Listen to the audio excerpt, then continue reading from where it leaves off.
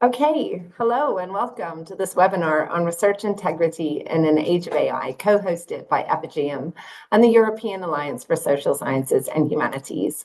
I'm Katie Metzler. I'm VP of Social Science Innovation at SAGE, and I'll be hosting today's webinar. I also serve as the co-chair of our Generative AI steering group at SAGE, and so I'm particularly personally interested in this topic of research integrity in an age of AI. Please note that this webinar is being recorded, and we will share a recording with everyone who registered. Also, please note that the Q&A function is on, so if you do have a question that you'd like to ask, please use the Q&A function to send our questions to our speakers. At the end, we'll have a panel discussion, and I will be putting some of your questions to the speakers. So let's kick off and start with our agenda for today's webinar. So I will start by introducing our hosts and our panel. And I just want to check whether the slides are showing. Pia, I'm not seeing the slides. Yes, we see them, Katie. Okay, great. So we'll start just with some introductions, and then I'll do a very quick bit of context setting on why research integrity needs renewed attention in the context of AI. I will then hand over to our three panelists for their presentations, which will be 10 minutes each. And then we'll finish with a panel discussion and Q&A. So as I said, the Q&A function is open, so please do use that feature to ask your questions to the panelists. So first, just a quick word about Epigm. Epigm is part of SAGE, and SAGE, if you're not familiar with us, we are an independent academic publisher, and our mission is building bridges to knowledge. Epigm partners with universities around the world to support learning in key areas such as research compliance, researcher professional development, and research skills. So at Epigm, we develop online courses in close partnership with universities, subject experts, and learning designers, so they reflect the real challenges institutions are navigating. And we try to offer practical, high-quality support for staff and researchers. And the European Alliance for Social Sciences and Humanities is Europe's largest advocacy organization for the social sciences and humanities. They represent members including universities, associations, and research infrastructures, and act as a voice for social sciences and humanities in shaping European research policy and programs. And so we are both very delighted to have you here and really grateful to our three experts for this webinar. So I'll start by introducing our speakers. So our first speaker is Jennifer Edmond. Jennifer is Professor of Digital Humanities at Trinity College Dublin, where she specializes in the application of arts and humanities insight into academic and societal challenges arising at the intersection of information and communication technologies and culture. She's co-author of The Trouble with Big Data and has recently released AI for Democracy. She has also served as president of Daria EU on the governing board and for the European Alliance of Social Science and Humanities. Our second speaker today is Nick Vangheluwe, and he is policy author at the European Commission's Directorate General Research and Innovation, working in the AI and Science unit. With a PhD in biotechnology and a visiting professorship at Ghent University, he bridges scientific expertise and policy. He's currently working on research integrity and other challenges together with EU member states and stakeholders in the ERA Action on AI and Science. And our final speaker of the three will be Dr. Rula M. Abdulrazak, and she is a senior lecturer at the University of East London and a founder of the AI with Integrity initiative at the university. Her work centers on human-centered, responsible, and inclusive uses of AI in research, learning, and organizational practice. She is the author of AI with Integrity, Responsible AI in Research, a Guide and Toolkit, and brings experience spanning academia, industry, and international contexts, including work with Shell and the European Commission. So thank you so much for our panelists, who, as I say, will each provide a short 10-minute presentation before we move into conversation and then Q&A from all of you. So why this topic and why now? Research integrity has obviously always been fundamental to scholarship, but the rapid integration of AI into research workflows is really reshaping how research is conducted and evaluated. And that raises new questions about authorship, accountability, and trust. So this makes a renewed attention especially important now. As an academic publisher with a large open access program at Sage, we're witnessing the impacts of AI on research integrity. And we see this through an increased number of paper mill generated papers and AI generated text, image, and data in submissions to our own journals. And we really believe at Sage that addressing these challenges requires a collective cross-sector effort, bringing together different perspectives to consider how we uphold shared standards in this changing environment. And that's why Abdulrazak and Isha are delighted to bring this conversation together and to create a space for shared reflection and dialogue. So thank you once again for joining us. And thank you so much to our panelists. And I'm going to pass over to Jennifer to kick us off. Thank you so much for that, Katie. And it's a real pleasure to be here and to be speaking to you on this really important topic today.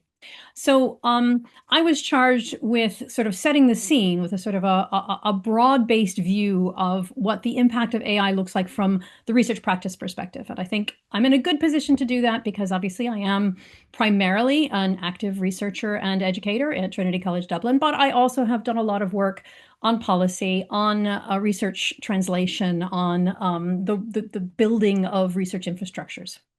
So the first thing that I think is really important, if we go to the next slide, is to think about this as, well, is this different? Because this moment feels very destabilizing, I think, for many of us.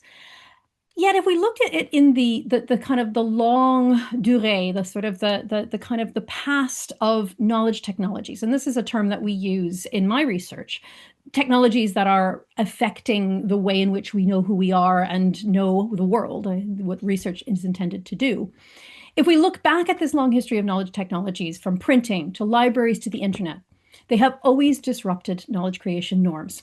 But now we're facing something a little bit different. And I think this is why we see headlines like the one you see here, that AI is destroying the university and learning itself. We have a pre-existing set of particular fragilities. And I think a lot of this is driven by a mania for efficiency. Now, efficiency is the language of engineering. It is not the language of things like democracy or education or self-development. And this creates a tension in the educational mission. We also see that our tools are becoming technologies, by which I mean that the thing that we control and that we use for our own ends is becoming something that we more participate in and perhaps are as much used by as using ourselves. We see the incredible speed of introduction of these new tools. It's very hard for culture to keep up with a very high turnover of technological change.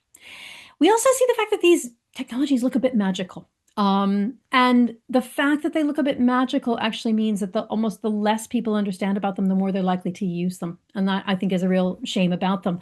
But we have also the fact that they're offered for free, and they're offered by companies that have a very, very strong profit motive.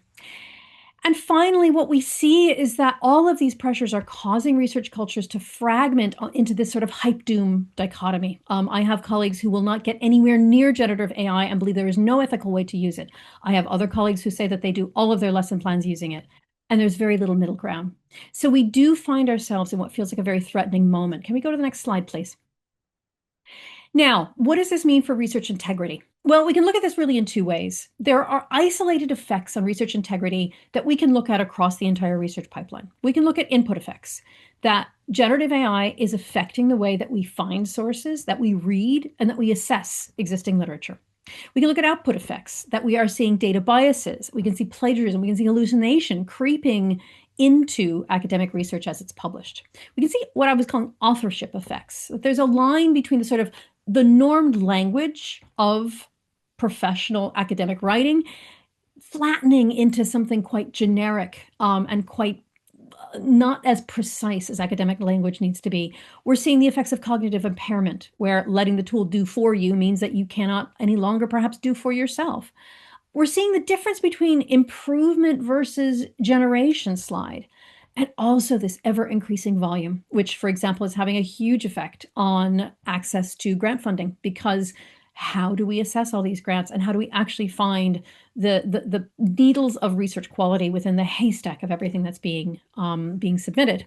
Now that goes into the next point, which is that trusted systems are starting to break, and not just the grant assessment and award system, but also we see that library databases are being scraped for training data. And that is causing serious problems in their ability to provide access. We're also seeing a process of research secrecy being started. People don't know what they can disclose. They don't know what would be accepted. So these individual problems, these individual challenges are appearing across the entire pipeline of research development. But it's also affecting our scientific imaginaries. And this is where I'm really kind of drawing from this wonderful work by Metzler and Crockett, where they said, look, there are these problems, but there are also these illusions. And they did this through a sort of a quantitative approach of surveying a number of academics. And what they defined from that is that these 4 illusions of what scientific research is and how AI can support that. The illusion of exploratory depth, the AI is oracle. But of course, the AI can't find everything because not everything's in the training data. And of course, any given query is going to drive in a particular direction and come up with a particular result. That gives us a limit on cognitive diversity. We have a limit, or we have the illusion of efficiency. This is the AI as surrogate.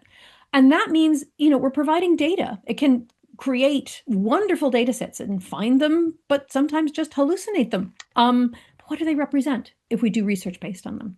The illusion of explanatory depth, which is the AI as quant. And this kind of plays to the fact that sometimes we can think we understand things we don't. It's very easy to look at something that looks credible and say, yeah, that's good. That sort of passive recognition of something that seems credible.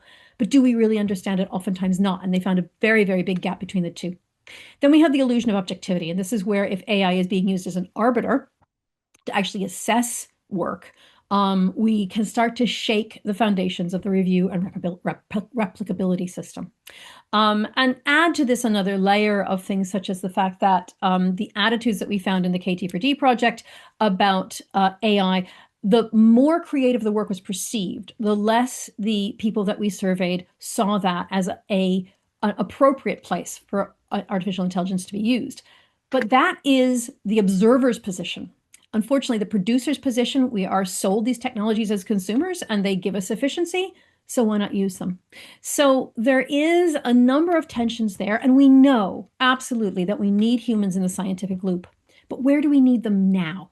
And where do they want to be? Because one of the things that I find quite worrying is if we watch what's happening in software development, people who used to really enjoy code and enjoy the elegance of beautifully wrought code are now being put in the position of code editors.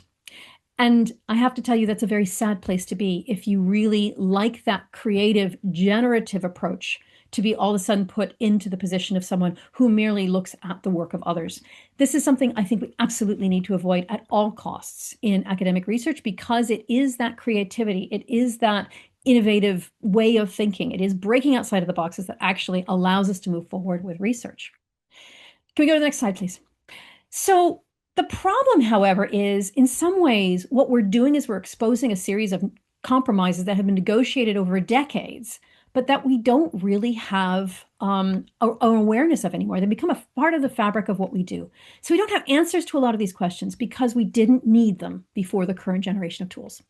So for example, at this point, it's just like, give me clear guidelines as to how to use generative AI ethically. But like, what is AI? There are so many different tools. They all have different affordances. They all have different ethical weights that they bear. How can we use one word to describe such a diversity? But even if we go further back, what is authorship? What we've compromised and negotiated as a proxy for what we understand as authorship may be shaking now. And this is something that happened in my own field a few years ago when we started to see people doing digital scholarly editing. We had to completely revisit the scholarly position of editing. What is discovery? What is effort? Effort is a really important term. For example, when we look at AI art, people want to know that effort was a part of art being created. What is effort in the academic sense, and how do we actually find it? So many people will say that what we need is training, tools, and incentives, separating production from progress, resetting expectations, funding quality over quantity. But I don't think that we can start there. I think that actually there's a more fundamental set of questions. And I think that there's a positive note in that, which I'll come back to in a minute. And if we do try and start at that high level, then we're also overlooking this insight that was developed by Waterman and their colleagues, I don't know if it's him or her, that generative AI tools no more alleviate than extend the dysfunctions of neoliberal logic and extend academia's malaise. And that's something we want to be very careful not to make worse in the process of trying to make it better. Next slide, please. I'm putting this in here, and I hope that the slides will be available to you as well, because this is a framework that we've developed, again, in my KT4D project, to actually look at, well, what is it that we want someone to be able to do? How can we actually encourage people to very quickly think about the tools they're using, and how we can better encourage integrity? This is more citizen or student-facing, but it actually works for academics as well. We need everyone to use these tools in a way that respects the fact that they should be used as a tool, not as a technology, so something that you control and do, that there are resources behind it, that there is something that there is a cost in the resource being used and in it being developed, and we need to be mindful of those, whether that's environmental or ethical, that it should be used for a particular purpose. If you don't know what you want from it, you won't get what you want from it. That it has a particular software architecture, and often we're handed tools or encouraged to use tools that are not developed for the kinds of problems that we have. And finally, that there is this threat, there is this toll that we pay, which might be in terms of our cognitive decline. It might be in terms of what happens when our decisions scale, because many times a decision we make as individuals is quite all right. But if we look at that when it scales, it's not all right at all. Last slide, please. So just to end on sort of a hopeful note, I think it's important to remember that these kinds of technological changes destabilize, but they also offer us an opportunity to revise proxies and heuristics. Things that we know about the system were already broken before generative AI came along and made them worse. We need to break publish or perish. The publication system was already overloaded, and we were looking at counting rather than looking at quality. We need to understand what reproducibility means for us now. Some disciplines are really designed to value novelty, but we actually need to look now at reproducibility in a new light. We need to make sure that we take the way in which research can flatten certain perspectives and enrich that and make it more equitable in that way. It's not just to avoid data biases, but to make research better. We need to look at the labor-intensive and largely unpaid work of publication review, which is breaking now, but was already collapsing. We need to think about time and cognitive deficit and what we need to do to advance research as a process, not a product. And finally, we need to think about the skills and the knowledge that we need now. Otherwise, we run the risk of putting ourselves in an endless loop of, I have AI write a paper for you, you have it boil it down to 2 bullet points, then someone else takes those 2 bullet points and has it write a paper about the bullet points. This isn't what we want or need for research, but we're still in the position of being able to change that, and I hope we will. Thank you. Thank you so much, Jennifer, and really well done keeping to time as well. So thank you so much. And you raised a couple of really interesting points that we'll pick up on definitely in the discussion. But as a publisher, I'm very interested in some of those points that you raised about publish or perish and peer review, and I hope we can pick those up in the discussion. So over to our second speaker, Nick. Hello, good afternoon, everyone. It's a pleasure to be here and to give you some policy perspective on the impact of AI on research integrity. So I'm a policy officer in the AI and Science Unit at the European Commission. And one of the key policy files that we have been working on is the European Strategy for AI in Science. And the aim of that is empowering researchers, because artificial intelligence has a lot of potential in supporting researchers at work, as depicted in the next slide. And thereby we can think about facilitating scientific work, but also accelerating scientific discovery and amplifying the impact of science. So the aim is that this is in support of what the scientific community can do now. And in the next slide, I can show you that this is part of a larger AI policy framework in the European Union called the AI Continent Action Plan, where we have different work strands. And so that entails, for instance, this AI in science strategy specifically targeting the scientific community, with also in that sense a pilot action, which is called RAISE, the Resource for AI in Science in Europe, where we aim to provide a virtual institute, a platform to advance in a responsible way the adoption of AI in the scientific process. However, in the next slide, we can show you what the main challenges are at the moment. So we have a lot of fierce competition going on, a rat race regarding the adoption of AI. If you look into Europe, there's a lot of fragmentation in how we respond to these developments. And it is also really hard to keep track of these technical developments. So the European Union's distinctive approach is this. We want to focus on trustworthy AI that help to not threaten our top-notch research facilities, institutes, etc., and to maintain scientific excellence and, more importantly, also scientific freedom and diversity. So now, in the next slide, to make it a bit more concrete for you, AI is there available and is being used. So we have been working on guidance on, for instance, in Horizon Europe proposal grant writing, what is acceptable and okay. Yeah, some applicants may use generative AI tools for when preparing proposals, and this can also not be considered by expert evaluators to penalize a proposal. But there are, of course, important research integrity principles that are linked to that. So in the next slide then, what does this mean for evaluation? So if we move to the next slide, indeed, there the expert evaluators are also allowed to use artificial intelligence, but under certain conditions. Again, it's their own responsibility. And there have been questions about it, to what extent it is possible and what is not. So we are continuously monitoring this and providing guidance. But the most important thing is that there are, again, important research integrity principles that you need to maintain. So in the next slide, I would like to highlight a key output that we continue to develop, and we call them the living guidelines on responsible use. And so the most recent version was published in May. It's actually the third revision. And these living guidelines are developed through the European Research Area, or the ERA action on AI in science, with members from European countries and also R&I stakeholders. So in the next slide, you see the overview of this ERA action. So numerous member states and also associated countries and specific stakeholder organizations that are contributing to that. And so these living guidelines really rely on the European Code of Conduct for Research Integrity Principles.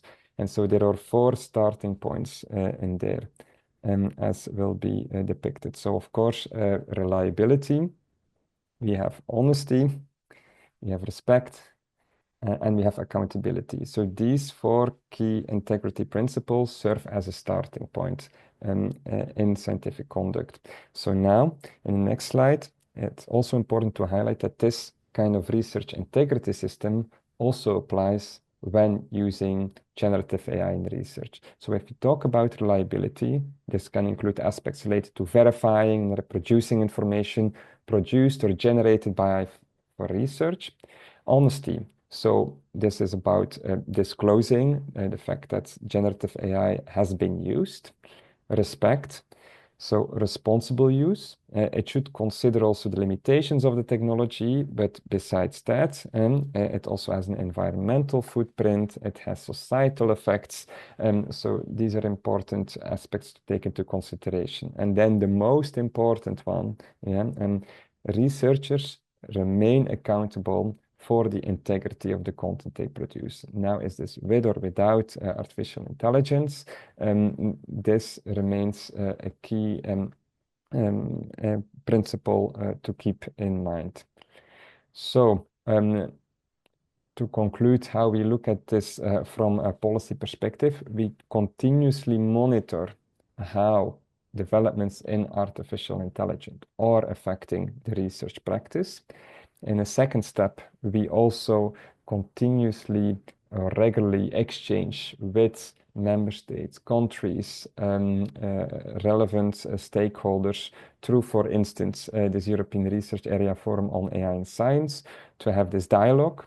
And finally, we also have an important role to provide institutional support by providing guidance like these non-binding living guidelines, training, and also other research culture initiatives. And furthermore, I would like to draw your attention that so as part of the implementation of this AI in Science European strategy, we are organizing the next AI in Science Summit in Dublin under the remit of the Irish presidency with some key objectives.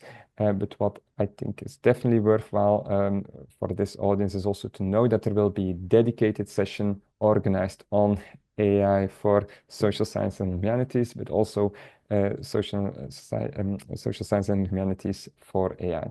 So keep an eye out when the event, the program, and registration will be opened.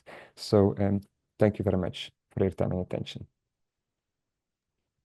Great, thank you so much for that. And again, you raised some really interesting topics that I think we'll definitely come back to in our discussion about what are accepted uses of generative AI and perhaps even encourage uses of generative AI. And certainly at Sage, we've been thinking about our own guidelines for authors and contributors. So I'd love to pick that back up in the discussion.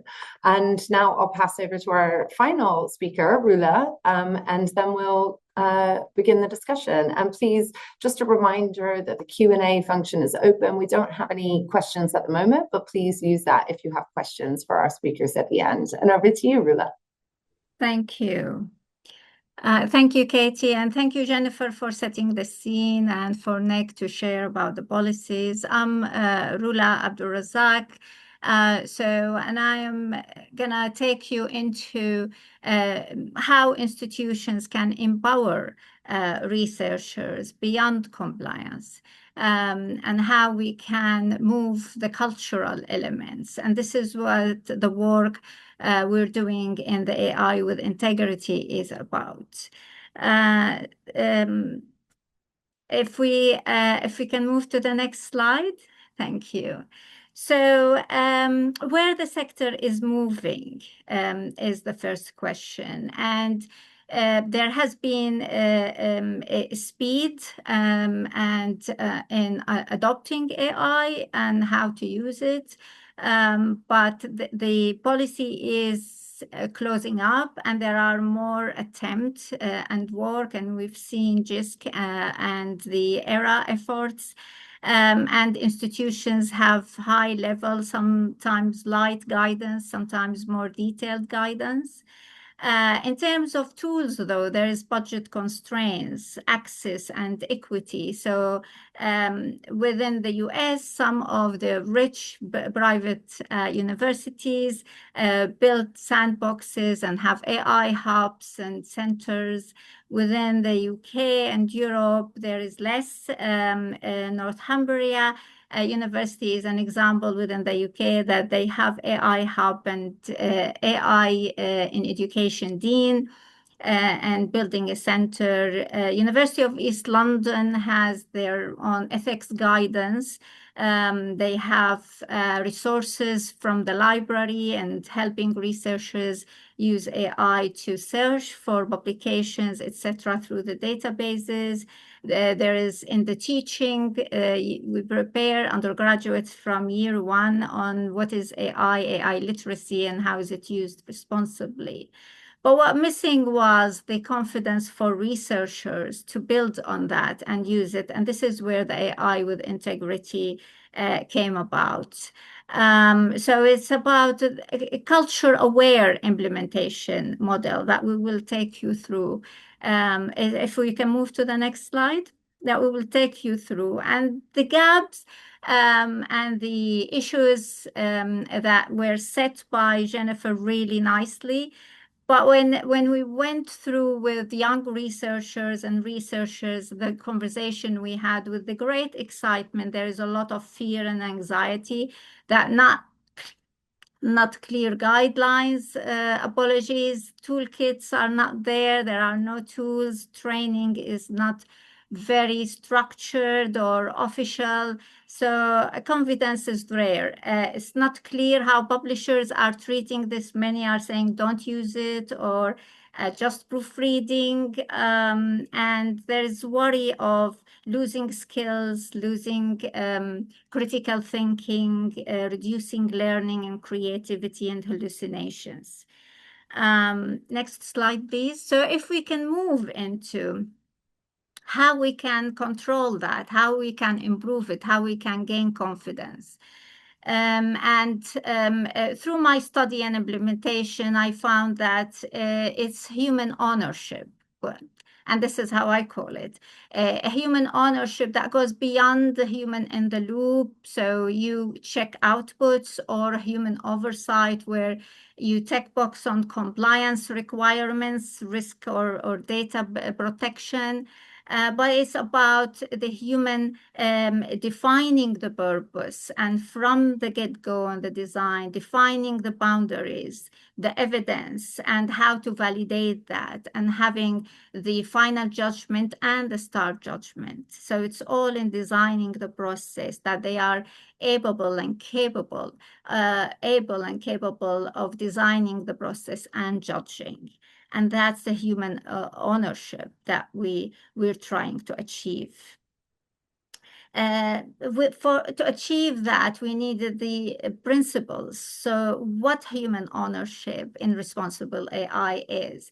And we do have repeated principles from policies, but we also had at the core inclusivity, sustainability, and reproducibility. Now, reproducibility comes from learning through, a detailed log that we don't believe that it will give you the same results next time. Even if you used it in details, prompts and sub-prompts and stages with the same tool, you would expect different results. But you would learn from it, you know expectations, and you can know how far that will be. And you keep the conversation going with the clarity, with the transparency and accountability. So moving to the next slide, I think to be able to achieve this, we needed a framework. We needed a way to work to create human ownership. We needed a culture change. And this is where, whether higher education institutions or businesses, and this is where going through the integral theory, developmental governance approach, and learning theories, I ended up with this conceptualized framework. That's how I'm implementing and testing, which is where the human judgment and capability is the core, those the ownership. So we need to empower them with these capabilities of making the sound judgment within a culture of a safe space for them to be able to be challenged, to share, disclose, and address issues, and build on the process, the workflow. It's governance by design, it's strategic, it's not afterthought, it's not later. And the governance structure is there, but then it is implemented. It is not there for it to look good, but it is changing the way we are working. It's part of the developmental process. So if we can move on.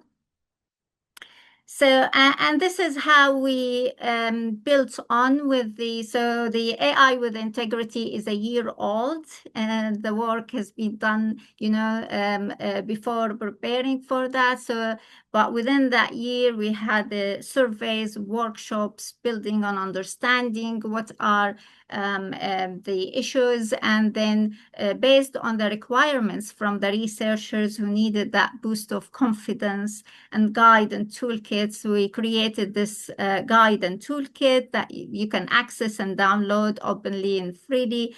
And use them to experiment and learn and disclose and share and refine and build for development. So it's a safe learning space through webinars, clinics that directed for them what based on their requirements, showcase competitions to encourage disclosure and change culture. And that create that community for conversations and CBDs. Can we move to the next slide? So these are just examples of the tools that could be used to enable the researchers. So if we can move. And this is the trustees evaluation tool evaluation criteria matrix that is enabling the researcher, one of the tools that enabling the researcher to see all the relevant important elements with the major questions to ask and critically think about whether they are using AI, which tool they are using, who is the supplier, what data has been used to train that tool, how environmentally friendly is using it, any red flags to consider. And with it, there are detailed tools to enable the decision making. Next. So the implementation taught us really that the main gap is with researchers is the gap in judgment under uncertainty.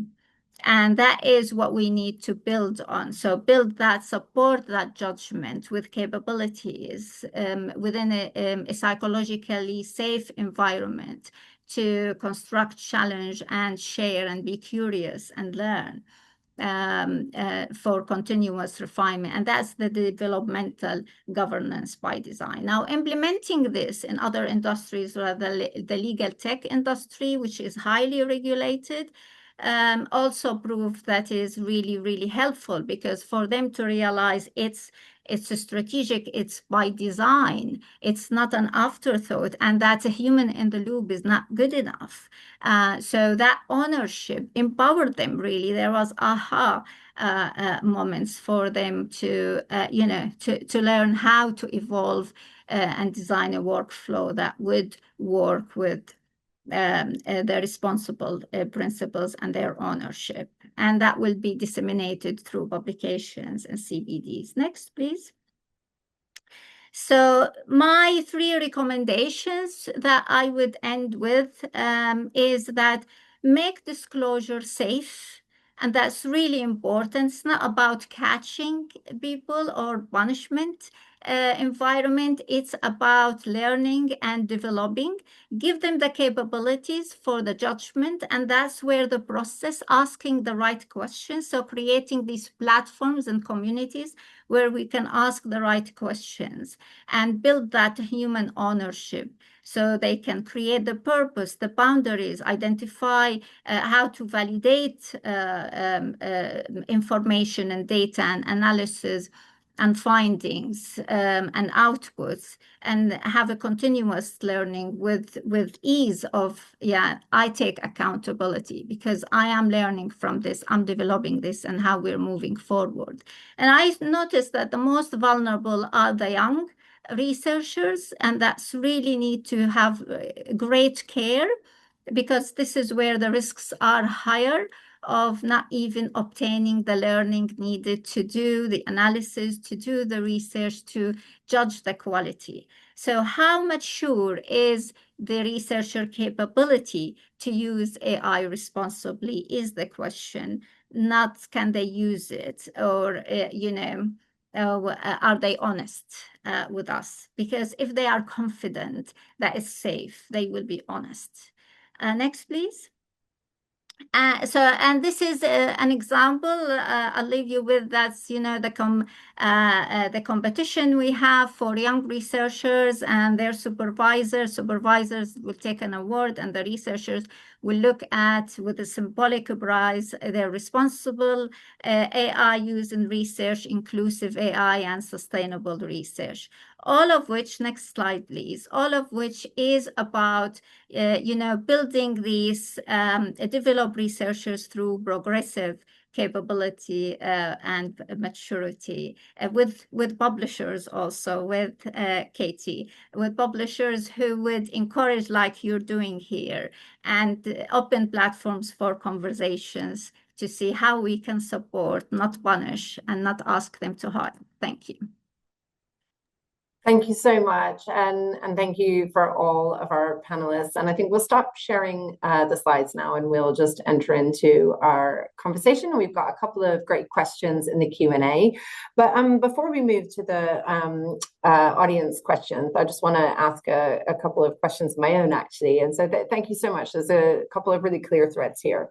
But I want to start with something a little bit more zoomed out before we dig into some of the themes raised in each of your talks, and that is about the positive vision that we might create. I mean, I think it's linked, Rula, to some of the things you were saying about how we create a safe space to disclose, and I think we'll come on to some of the practical ways in which we might do that. But what I hear a lot of is the fear and the challenge that we are all facing as a result of AI in the research process. But actually, I'd love to hear from each of the panelists just one or two lines about whether there is any positive, what the positive vision of AI as a tool for research or a tool for writing is that you see. Because I do think part of the challenge is how we create vision, a positive vision for the future for research that does include AI as part of that future. So maybe, Rula, I'll start with you and what you think of maybe a positive version of the future looks like. Absolutely. Thank you, Katie, for this question. So the way I see it is for us researchers to own it and be part of the development. So part of creating the AI that enables researchers with excellent accuracy and with the ownership that we are involved in the judgment. So how we integrate AI in the workflow, in the process of the research itself. And I believe that there will be a great opportunity for a scope, for increasing the scope, for more collaborations between researchers across the world, and for increasing access rather than reducing equity, is training these AIs correctly and make them more inclusive. Thank you very much.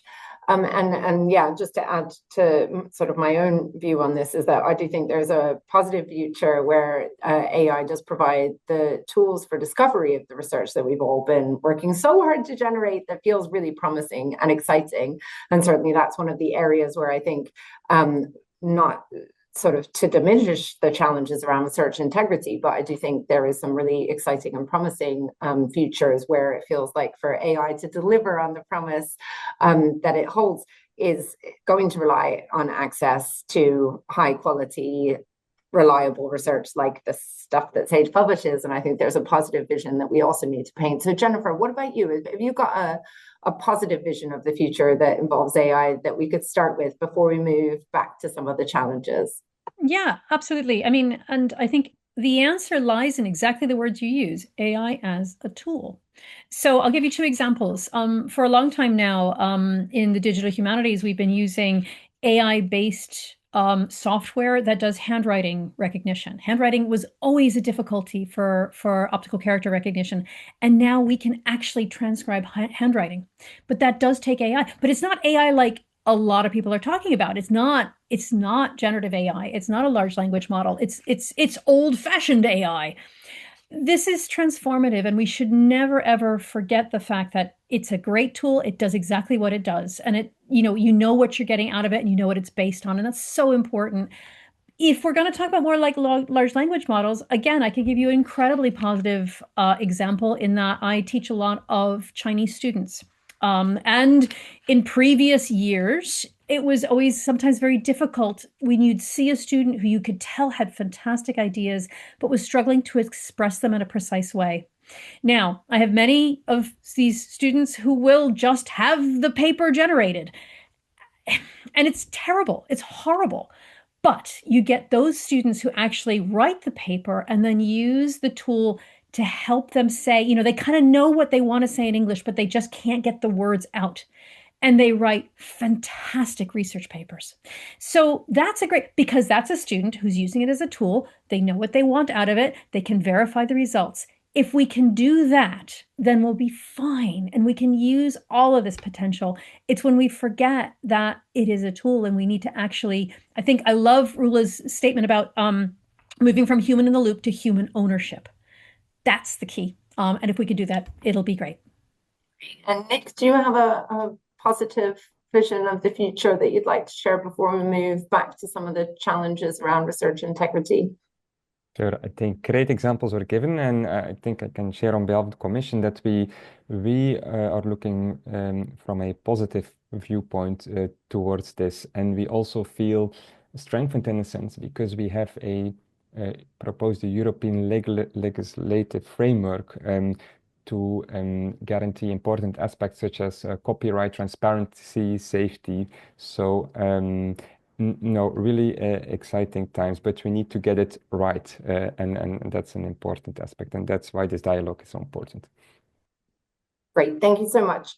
Okay, so let's talk a little bit more practically then about some of the issues that were raised. So it seems clear that we're all acknowledging that there are some really positive practical uses, and it's great that the Commission is embracing those practical uses, and we're talking about some of the ways that it can be applied in ways that actually further science and improve science.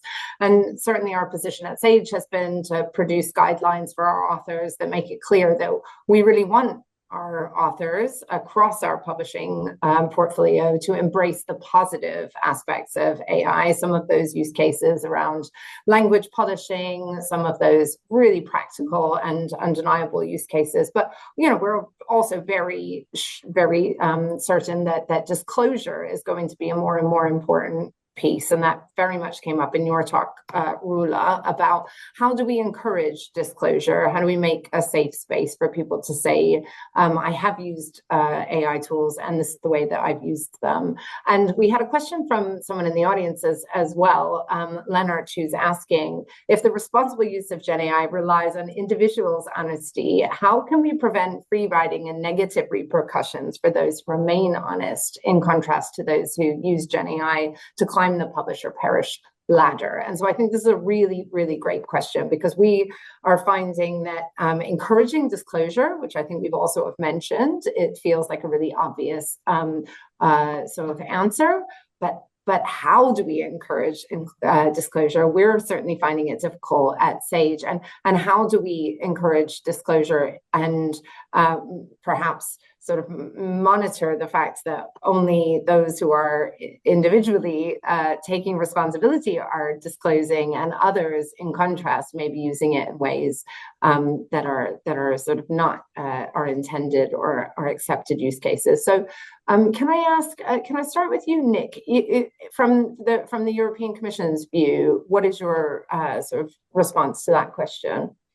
That it's a very valid point, and there are lots of how should I say, even in the international framework, a lot of exchanges going on, because even about disclosure of AI, it's what are you going to disclose and what is the purpose of disclosing, and so we also need there to a certain extent certain standards and a common language, and so we are aware about these exchanges that are going on. And we do this with different actors also to really have the research community on board. So I know it's still vague, but I can just guarantee you that this is on our mind and exchanges are going on. What would be interesting to hear, we feel that the scientific community is reluctant to disclose indeed the use of AI. Because it would impair the quality, the effort done on the research work. So it's a very important social science aspect to address. Yeah, that's great. I think, and before I pass over to Rula for your view, I mean, I think the question about just how we change norms around disclosure. So, like one of the things that we're trying out at Sage is that it's becoming sort of a standard question that we ask all of our authors for some of our products when they submit their submissions, and it's asked in the same way that we ask for lots of other kinds of disclosures, and we're trying to sort of normalize the asking for and the giving of a disclosure. And I think these are the kinds of norms we want to try to create. But like Rula, seems like you were thinking also about the incentives to disclose by offering things like prizes. So what is the incentive to disclose? Perhaps you get a shout out or a prize for disclosing the best use of AI. Do you want to say a little bit more about that? Yes, I think because it's a change of culture element and creating that safe space for discussion and conversations to disclose. So the first bit is really, as you said, normalized through platforms for disclosure. And these platforms about development and learning. So what we call the log is the learning log. So when you're putting your prompts and so, it's for the learning to happen with others. And then we have these activities, especially because the younger researchers are the most vulnerable. So creating these activities to encourage them and excite them about that. There are prizes for the most responsible AI use and sustainable AI use, that there's recognition that, we can use AI to increase creativity, to enhance the quality of the research in a responsible way. And I think that opens the conversation and enables it. And it's really important, including the publishers with the conversation, also working together. So people don't feel that they're going to be punished. What if you encouraged me at the university, but the publishers won't publish my work? And that's really important, that to engage in the conversation together and work on it together. Of course, there are that the development is of capabilities, not just a skill and tool. So going in depth into the discussion, so that critical thinking evolve. I think these are really important. These, most importantly, creating the platform, a lab for discussions, continuous webinars and programs where people can discuss these issues and start implementing. Thank you. And Jennifer, I'm going to pass the question over to you, but with an added Q&A from the audience, which is around the kind of shared responsibility piece. So we're talking about guidelines and disclosure, but there's a question here about the fact that research integrity is a shared responsibility across authors, reviewers, editors, publishers, and institutions. And do you have a view on where the biggest collaboration gap is today?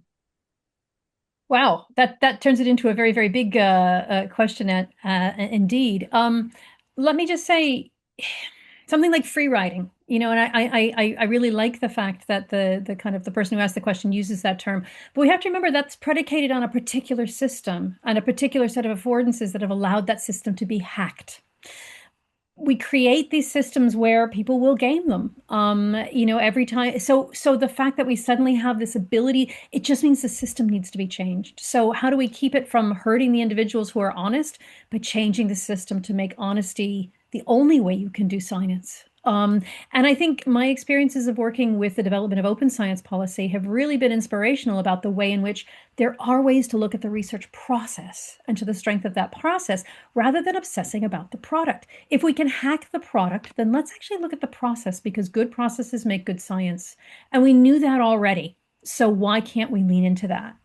In terms of shared responsibility, I absolutely agree with the post that there is this kind of set of shared responsibilities. I think the problem is that all of the actors that you name here, Anupam, are not the ones that are actually creating the tools that are allowing the sort of the agreements between these actors to work. Again, going back to the project we did in KT4D, which was about democracy and AI, big data and democracy. What we found is that there is this kind of series of checks and balances that we need. We can't say it's their responsibility or it's their responsibility. You actually need this productive loop between ethical tech, good regulation and sensitive regulation, and positive and informed consumer behavior.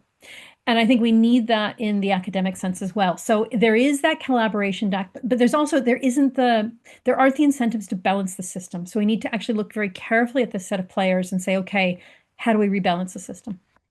That's great. And I think that links really nicely to another question from the audience. So Elena or Elena, I'm not sure how you pronounce your name, but there's a question about, can there be any specific rubrics or comprehensible categories or questionnaires for authors to fill in about how they've used AI in the research? And I think this links back to the question about, like, how do we change the systems and the process and the incentives and not just rely on individual actors? And so I did just want to point out some of the work here by some of the sort of bodies like STM, who are working on thinking about kind of standards that would apply across publishers, because I think at the moment is we're still in this kind of storming world where every individual publisher, Sage obviously being one of them, but all of us are thinking about what kind of guidelines and support we need to give to authors. But I think there is increasingly a need for something joined up, and an organization like STM is a great example of an organization trying to come up with kind of standards around disclosure of AI-assisted or AI-generated content in scientific or scholarly research. And so they've got some very interesting ongoing projects around thinking about how we might have something as simple as a kind of smiley face system at the bottom, although people have views about the smiley face system, or like a sort of visual representation at the bottom of an article showing how AI was used in the article's production or writing process. And so we are, I think, as an industry, going to need to come up with some of these sort of like joined up ways of thinking about disclosure, so that we're not relying on kind of individual actors, either individual academics or individual publishers, to kind of come up with this system by themselves. So I think that's a really great question, and there is some very interesting work going on. So I would encourage you to check out STM's work around disclosure for AI as an example of that. So we've only got a couple of minutes. That went very, very quickly. And I just want to make sure I take one more look at the Q&A from our audience to check whether there's anything else that we want to raise here. And so we've got example from one of our guests talking about their own background in research integrity, and several groups working in the space. And so there's a link here to some really interesting research and their Google Scholar profile. So I encourage those of you who are interested in finding out more to check out the Q&A, where you'll be able to see that. We do have a question, a more general question about AI and the ethical use in the creative industries, which I think is a very big topic and probably not one that we can cover in 2 minutes. So I apologize to the asker of that question. We probably won't be able to tackle that today. So I just want to use the last couple of minutes of our panel's time to ask if you have some closing thoughts or advice. So if each of you could just give me 1 or 2 lines to kind of close us out, round out the discussion. And I'm going to start with Jennifer. And what would be your sort of closing couple of lines of advice to those calling into this webinar, looking for some practical advice on what to put into practice tomorrow? Well, I don't know if I can give you the practical advice for what to put into practice tomorrow, but I think it's really important we look at what is the research system we want. And that includes, like, let's not obsess about these new tools. Let's think about what would make research better, what would enhance public trust, what would enhance discovery, and how do we actually kind of reverse some of the negative trends we've seen in the past? How do we use this moment as an opportunity to make research better? That's what I'd really like people to focus on, rather than, how do we report and how do we check boxes, because that's never going to get us better research. Great. Rula, what would be your 2 lines for people to take away? Well, take ownership of it. So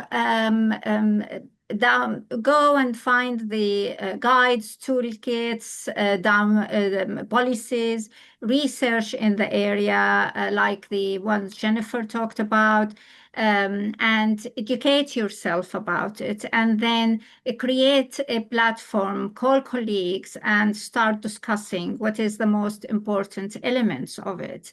And it's this is the first action you took by being here today. So build on that and, start platform for conversation. Thank you. And Nick, 2 lines from you to close this out.